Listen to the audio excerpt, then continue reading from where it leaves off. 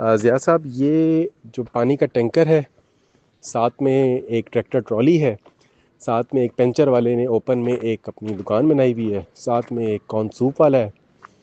تو یہ حضرات ہماری نوبل پلازا کی جو انٹرنس ہے اس کو بلاک کیے بیٹھے ہیں.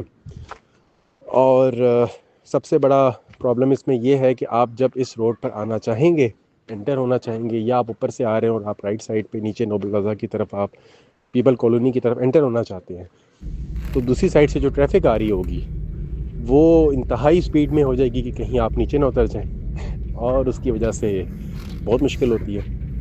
وہاں پہ بھی اسپیڈ بریکر ضرور ہونا چاہیے.